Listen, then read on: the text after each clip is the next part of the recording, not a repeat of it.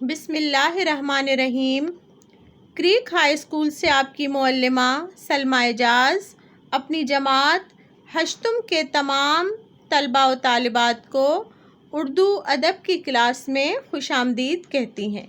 پیارے بچوں، آپ اپنی کتاب سریر خامہ میں سے مجید امجد کی نظم گاؤں کی بلند خوانی کر چکے، الفاظ کے معنی پڑھنا اور لکھنا سیکھ چکے۔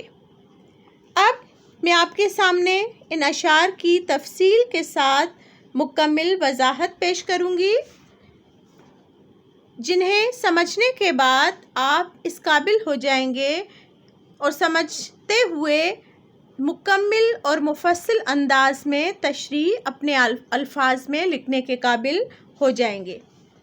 اس نظم کو ہم نے 7 حصوں پر تقسیم کیا ہے، یعنی آپ 4 مصرعوں کو ملا کر ایک تشریح مکمل کریں گے۔ اس وقت شروع کے 4 مصرعے یعنی 2 اشعار میں آپ کے سامنے پڑھتی ہوں اور اس کے بعد ہم اس کی تشریح سمجھنے کی کوشش کریں گے۔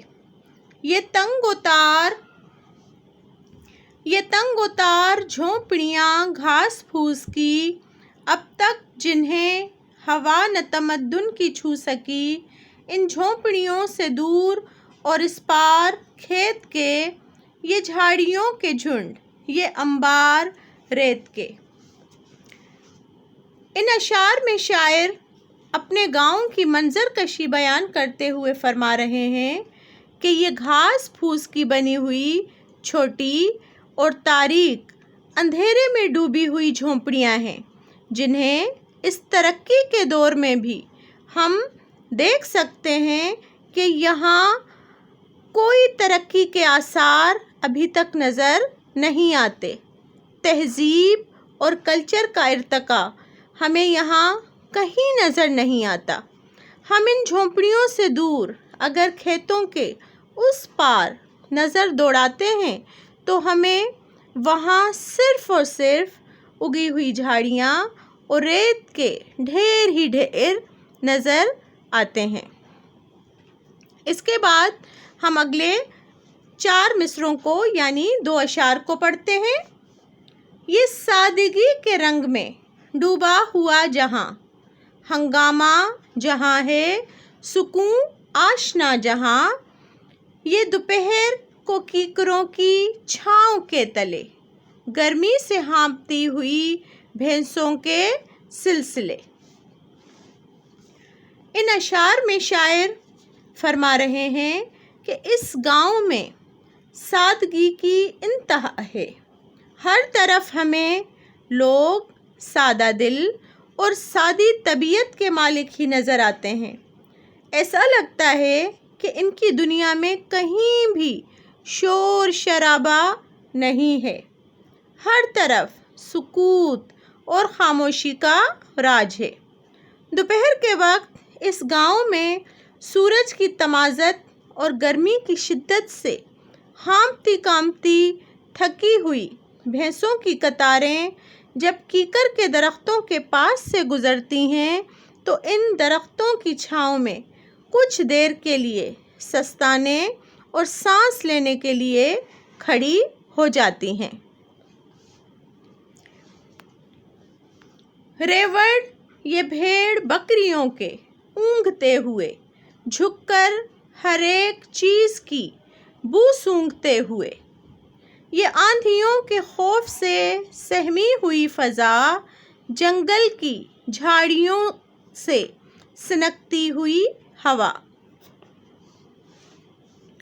ان اشعار میں شاعر فرما رہے ہیں کہ گاؤں کے راستوں پر سے گزرتے ہوئے بھیڑ اور بکریوں کے جو ریوڑ صبح گھاس چرنے کے لیے نکلے ہوئے ہوتے ہیں، واپسی کے وقت تمام جانور تھکن سے چور، بھرے ہوئے پیٹ کے ساتھ، بوجھل قدموں اور نیند کے غلبے سے بھرپور آنکھوں سے اپنے ٹھکانے کی تلاش میں گردنیں جھکائے ہر چیز کی خوشبو کو سونگھ کر اپنے راستے پر رواں دواں ہوتے ہیں، کیونکہ جانوروں کو اللہ تعالیٰ نے سونگھنے کی صلاحیت عطا کی ہوتی ہے، جس سے وہ اپنا راستہ تلاش کرتے ہوئے جاتے ہیں۔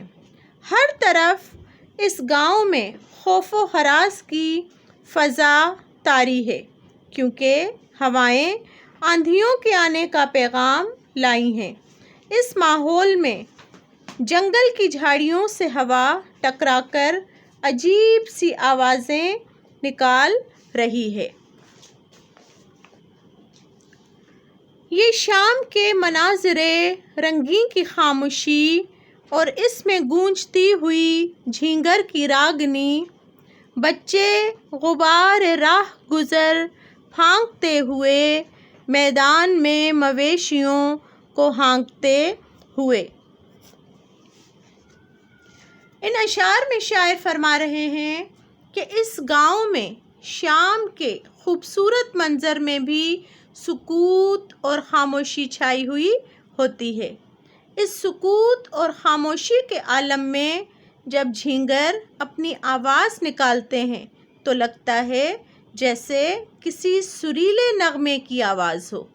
اس حسین منظر میں وہ بچے اپنے جانوروں کو چرانے کے لیے نکلے ہوئے ہوتے ہیں، ان مویشیوں کو اپنی آواز سے ہانکتے ہوئے کچے راستوں پر دھول اور مٹی اڑاتے ہوئے بھاگتے دوڑتے نظر آتے ہیں۔ برفاب کے دفینے اگلتا ہوا کنواں، یہ گھنگروؤں کی تال پہ چلتا ہوا کنواں، یہ کھیت، یہ درخت، یہ شاداب گرد و پیش، سیلاب رنگ و بو سے یہ سیراب گرد و پیش۔ ان اشعار میں شاعر فرما رہے ہیں کہ اس گاؤں میں جو پانی کا کنواں ہے، اس کی رسی اور چرخی پر گھنگرو بندھے ہوئے ہیں۔ یہاں اس کنویں سے پانی نکالتے ہوئے ایسا لگتا ہے جیسے پانی موسیقی اور تال کی آواز سے اوپر آتا ہے۔ اس کنویں کا پانی ایسا تر و تازہ اور ٹھنڈا یک ہوتا ہے کہ لگتا ہے جیسے اس کنویں کی تہہ میں برف کے خزانے منجمد ہیں۔ اس برف سے پگھل کر سرد اور ٹھنڈا پانی موسیقی کی آواز کے ساتھ ساتھ اوپر آ رہا ہوتا ہے۔ یہاں اس گاؤں کے کھیت کھلیان، درخت ہرے بھرے اور آس پاس بھی ہریالی ہی ہریالی نظر آتی ہے، رنگ و خوشبوؤں سے معطر، چاروں اور ایسا لگتا ہے جیسے رنگوں کا، خوشبوؤں کا سیلاب امڈ آیا ہو۔ مست شباب کھیتوں کی گل فشانیاں، دوشیزہء بہار کی اٹھتی جوانیاں، یہ نزہت مظاہر قدرت کی جلوہ گر، ہاں ہاں یہ حسن شاہد فطرت کی جلوہ گر۔ ان اشعار میں شاعر فرما رہے ہیں کہ کھیت اپنی بھرپور مستی میں سرشار ہو کر ہر طرف رنگ و پھول بکھیر رہے ہیں۔ تازہ بہار کے موسم میں ایسا لگتا ہے جیسے ہر طرف خوبصورتی ہی خوبصورتی نظر آ رہی ہے۔ اس حسین خوبصورتی کے عالم میں قدرتی نظارے مزید نکھر کر ہمارے سامنے آ جاتے ہیں۔ یہ تمام مظاہر قدرت گواہ بن کر قدرت کی بنائی ہوئی حسین چیزوں کو ہماری آنکھوں کے سامنے لے آتے ہیں، اور ہم بھی انہیں سراہے بغیر نہیں رہ سکتے۔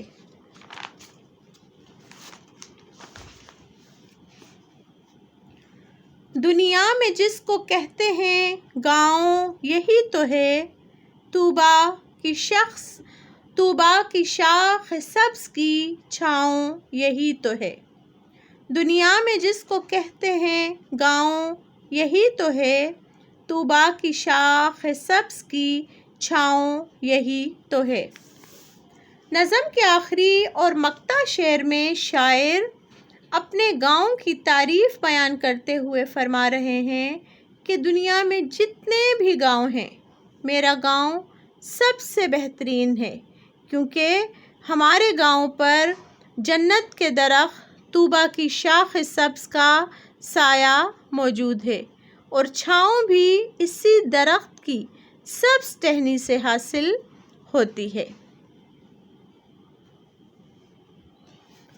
پیارے بچوں، تمام نظم کو اپنی بساط کے مطابق میں نے کوشش کی کہ آپ کے ذہن میں اس طرح سے سمجھانے کے لیے آسان بنا کر پیش کر سکوں تاکہ آپ اس میں موجود نئے الفاظ، شاعر جو آپ کو بات کہنا چاہ رہے ہیں، وہ ہر چیز بالکل واضح طور پر آپ اس کو سمجھنے کے قابل ہو جائیں۔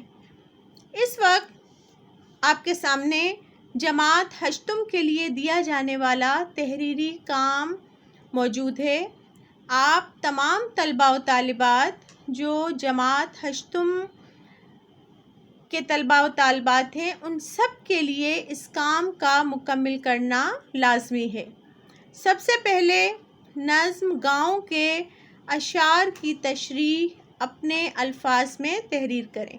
میں نے جس طرح سے آپ کو تشریح سمجھانے سے پہلے اس بات کی وضاحت کی کہ آپ کس طرح سے دو اشعار یعنی 4 مصرعوں کو ملا کر ایک تشریح لکھیں گے، اس طرح آپ 7 مرتبہ یا 7 اشعار کی تشریح لکھ پائیں گے۔ بہت اچھے طریقے سے سمجھ کر، الفاظ کی معنی فہرست سے دیکھ کر اور اپنے خیالات و تخیل کو بروئے کار لا کر بہترین اور عمدہ طریقے سے تشریح لکھنے کی کوشش کیجیے گا۔ اس کے بعد نظم گاؤں کا مرکزی خیال تحریر کریں۔ اچھا، مرکزی خیال ہم اپنی گزشتہ کلاسوں میں لکھنا سیکھ چکے ہیں، اور شروع میں جس وقت ہم نے اپنے پہلے سیشن میں حاصل مقصد کو پڑھا اور سمجھا، اس میں بھی کسی حد تک میں کامیاب ہو سکتی ہوں آپ کو یہ بات سمجھانے میں کہ شاعر کا اصل مقصد اس نظم لکھنے کا کیا تھا۔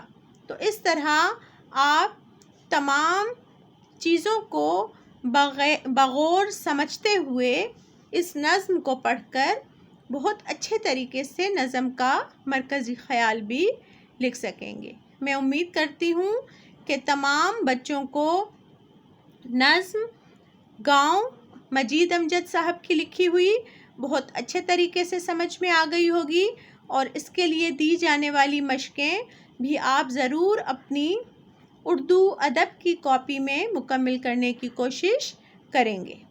شکریہ۔